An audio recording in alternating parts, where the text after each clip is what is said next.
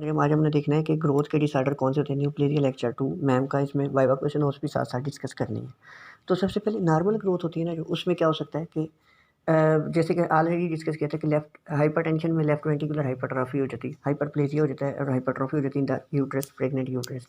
तो अब क्या होता है कि नॉर्मल ग्रोथ जो होती है ना, वो होती है रिवर्सिबल एंड कंट्रोलेबल। हाइपरट्रॉफी हुई है अगर सेल साइज बढ़ गया है, हाइपरप्लेजिया हुआ अगर सेल की प्रोलिफरेशन बढ़ गई है, डिस्प्लेजिया अगर डिस एबनॉर्मल ग्रोथ हुई है, तो ये सारे मेटाप्लेजिया अगर सेल की शेप चेंज हुई है। ठीक है, अब इसमें एक इंपॉर्टेंट बात याद रखनी है, वो ये है कि डिस्प्लेजिया तक जो है ना कि अब नॉर्मल ग्रोथ हो चुकी है, उसको कहते हैं कार्सिनोमा इन सीटू। पिछले लेक्चर में भी देखा था। मतलब कहता है कि उसमें मेलिग्नेंसी वाली चीज़ें आ चुकी हैं, लेकिन अभी इन्वेजन नहीं हुआ, उसने बेसमेंट मेम्ब्रेन को क्रॉस करके फैला नहीं, एक्सपैंड नहीं हुआ, यहाँ तक रिवर्सेबल है। लेट्स सपोज एक सिगरेट स्मोकर, उसने स्मोकिंग स्टार्ट की, उसकी एपिथेलियम में चेंज आनी शुरू हो गई। पहले मेटाप्लेजिया हुआ, फिर हाइपरप्लेजिया, मेटाप्लेजिया और अल्टीमेटली क्या हो गया, डिस्प्लेजिया। यहाँ तक सिचुएशन कंट्रोलेबल है, कंट्रोल कर सकते हैं उसको। यहाँ तक अगर सिचुएशन आ जाती है ना, उसको कंट्रोल कर सकते हैं। ठीक है जी, क्योंकि यहाँ तक अभी इन्वेजन नहीं हुआ, मेटास्टेसाइज नहीं हुआ। लेकिन अगर इससे काम ऊपर चला गया तो फिर क्या हो जाएगा, फिर इरिवर्सिबल इनकंट्रोलेबल ग्रोथ होगी, और वो क्या हो सकती है, बिनाइन भी हो सकती है और मेलिग्नेंट भी हो सकती है। अगर बिनाइन है तो मतलब क्या होता है, नॉन इन्वेसिव हो सकती है और नॉन स्प्रेडिंग लोकलाइज्ड, और दूसरा स्प्रेडिंग या इन्वेसिव भी हो सकती है। अब यहाँ तक अगर सिचुएशन है कि मेलिग्नेंसी डेवलप हो चुकी है कार्सिनोमा, तो फिर उसको सिगरेट बेशक वो पिए भी जाए, क्योंकि अब तो जो इरिपेरेबल लॉस हो चुका है उसके साथ। ठीक हो गया, ये ग्रोथ की चेंजेस थी। उसके बाद हमने देखा ये कि ग्रोथ जो है उसके डिसऑर्डर क्या होते हैं। अब एक बात याद रखनी है कि जब भी ग्रोथ का डिसऑर्डर होगा वो होता है मोनोक्लोनल। मोनोक्लोनल मतलब क्या होता है कि सिंगल जीन, एक सेल के जीन का प्रॉब्लम है, बाकी के नहीं। नॉर्मली लेट्स सपोज एक टिश्यू है, उसमें डिफरेंट तरह के सेल्स होते हैं, टाइप ए एंड बी। जब हाइपरट्रॉफी हाइपरप्लेजिया हो रहा है तो दोनों की ग्रोथ बढ़ रही होती है, दोनों का नंबर बढ़ रहा होता है, ए बी भी।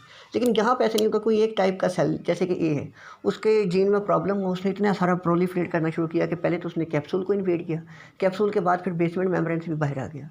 तो ये मोनोक्लोनल प्रॉब्लम होते हैं। फिर आ जाता थोड़ा सा नोमेनक्लेचर, ये वाइवा क्वेश्चन है, मोनोक्लोनल, ये बात याद रखनी है। फिर उसके बाद हमने ये बात याद रखनी है कि अगर स्किन का जो होते हैं मेलिग्नेंट ट्यूमर, बेनाइन ट्यूमर के साथ उमा लगता है, मेलिग्नेंट अगर स्किन के ट्यूमर है तो कार्सिनोमा, कनेक्टिव टिश्यू के तो सार्कोमा, पेपिलोमा स्किन का हो सकता है और ग्लैंड का हो जाए तो एडिनोमा हो सकता है। हाँ, एक मिस नोमर इंपॉर्टेंट है वाइवा क्वेश्चन, वो ये पूछते हैं कि ये वाइवा क्वेश्चन है कि लीवर का हिपेटोमा होगा। ओमा तो हमने कहा था कि बिनाइन ट्यूमर है, लेकिन ये बिनाइन ट्यूमर नहीं होता, ये मेलिग्नेंट ट्यूमर होता है, हिपेटोसेलुलर कार्सिनोमा होता है। फिर उसके बाद हम इसकी डायग्नोसिस कैसे करवाते हैं।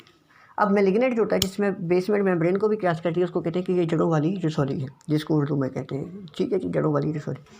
फिर उसके बाद डायग्नोसिस में हम हिस्ट्री ले सकते हैं। अब हिस्ट्री पैथोलॉजी वाले ने तो इतनी नहीं लेनी, क्योंकि हमने बेसिकली लैब में काम करना है। नंबर 2, एक्सरे करवा सकते हैं, रेडियोलॉजी, ये भी हमें इतने करने की जरूरत नहीं। हम ज़्यादातर ऑटोप्सी करवाते हैं, हिस्टोपैथोलॉजी, सेल साइटोलॉजी और ऑटोप्सी वगैरह, ये रिपोर्ट्स ले रहे होते हैं। फिर आ जाती है स्टेजिंग और ग्रेडिंग। ग्रेडिंग होती है G1, G2, G3, G4। G4 होती है यहाँ पे फैल चुका है, मेटास्टेसाइज कर चुका और रिपेयरेबल है। स्टेजिंग, एज फार सर्जन, ये सर्जन को ज़्यादातर चाहिए होती है। क्या होता है कि इसमें इंटेस्टाइन में कोई प्रॉब्लम है, उसने उसका थोड़ा सा पीस काट करके हमें भेजा, हम लैब में देखेंगे कि उसके एंड तक कार्सिनोमा तो नहीं फैला। अगर फैला है तो सर्जन को हम ये बताएंगे, वो उसको फर्दर थोड़ा सा और कट करके उसको दोबारा कट करना पड़ेगा इंटेस्टाइन को। तो ये होगी इसकी स्टेजिंग। फिर आई थी TNM क्लासिफिकेशन, ये बहुत ही आसान है।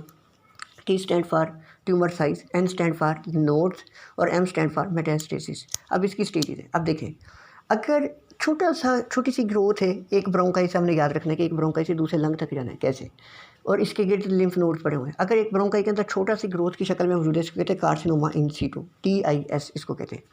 और अगर इसका साइज़ बढ़ गया लेकिन है एक ही साइड के, लेफ्ट साइड के ब्रोंकाई में पड़ा भी, T1 इसको कहते हैं, साइज़ बढ़ चुका है ट्यूमर का। ठीक है जी, अभी बिनाइन है लेकिन कुछ नहीं हुआ। अगर T2 हो गया तो इसका मतलब क्या है कि एक साइड से ब्रोंकाई से होकर दूसरे ब्रोंकाई में से जाके लंग में, दूसरे लंग में भी बैठ गया है। T2 मतलब 2 साइड।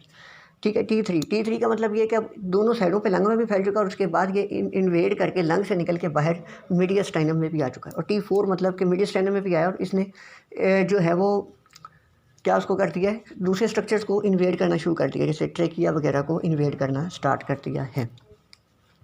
ये इंपॉर्टेंट बात। इसके बाद है N0 का मतलब होता है कि लिम्फ नोड को इन्वॉल्व ही नहीं किया। N1 का मतलब एक साइड के लिम्फ नोड इन्वॉल्व है, N2 का मतलब दोनों साइड के लिम्फ नोड इन्वॉल्व है। फिर जाते हैं M0 एंड M1। M0 मतलब नो मेटास्टेसाइज और M1 जो होता है मतलब मेटास्टेसाइज। अगर क्लिनिकल सिनेरियो दे दिया जाए 110, यानी कि T1, N1, M0, इसका मतलब क्या है कि प्राइमरी ट्यूमर है, साइज़ का बड़ा है। M1 N1 का मतलब ये है कि एक साइड के लिम्फ नोड को भी इसने इन्वॉल्व किया हुआ है, लेकिन अभी मेटास्टेसाइज नहीं हुआ, सेफ है, अभी इसको रिमूव कर सकते हैं। ठीक है, 300 T3N0M0। T3 मतलब है कि इतना बड़ा हो गया कि एक साइड से दूसरी साइड पे गया, फिर मीडियास्टिनम में आ गया, लेकिन लिम्फ नोड को इसने इन्वॉल्व नहीं किया और अभी मेटास्टेसाइज नहीं हुआ, ये भी सेफ है। डेंजरस होता है 421 होता है, T4 यानी कि बहुत बड़ा इसने N1, N मतलब क्या होता है कि लिम्फ नोड भी इन्वॉल्व है, और N2 सॉरी दोनों साइड के लिम्फ नोड भी इन्वॉल्व है, और M1 मेटास्टेसाइज भी कर रहा है, ये इरिपेयरेबल होता है। ठीक हो गया। फिर 410 भी हो सकता है कि T4 यानी कि मेलिग्नेंट बहुत ज़्यादा है। ठीक है जी, वो बाहर के ऑर्गन को भी उसने अफेक्ट किया। MN2 दोनों साइड के लिम्फ नोड भी इन्वॉल्व है, लेकिन मेटास्टेसाइज नहीं हुआ। 410 भी हो सकता है कि N1 एक साइड के लिम्फ नोड इन्वॉल्व है और मेटास्टेसाइज भी नहीं हुआ। इस तरीके से सिनेरियो दे के पूछ लेते हैं। अब कार्सिनोमा इन सीटू के 7 फीचर्स हैं, ये याद रखने कि इसमें जब भी हमें आएगा कि मेलिग्नेंट ट्यूमर का आ गया तो हमने क्या बनाना है, इनमें डिफरेंस आ गया हिस्टोलॉजिकली, तो हमने क्या बनाना है, सिंपल से ग्लैंड बना देना है बिनाइन ट्यूमर में। और मेलिग्नेंट ट्यूमर में क्या बनाना है, न्यूक्लियस नजर आएगा नंबर 1, न्यूक्लियोलाई नजर आएगा, क्रोमाटन नजर आएगा, mitotic figure, most important viva question, ये याद रखना है। उसके अलावा cell cytoplasm, nucleus cytoplasmic ratio increase होगी, सेल की शेप चेंज होगी और सेल का साइज जिसको कहते हैं पिलियोमॉर्फिज्म, ये सारी चेंजेस आएंगी। और उसके अलावा क्या हो सकता है कि जब बेसल सेल कार्सिनोमा होता है, केराटिन पर्ल्स नजर आते हैं। ठीक है जी, स्पेशलाइज किस्म के, इससे पता चल जाता है कि स्किन का कार्सिनोमा हुआ।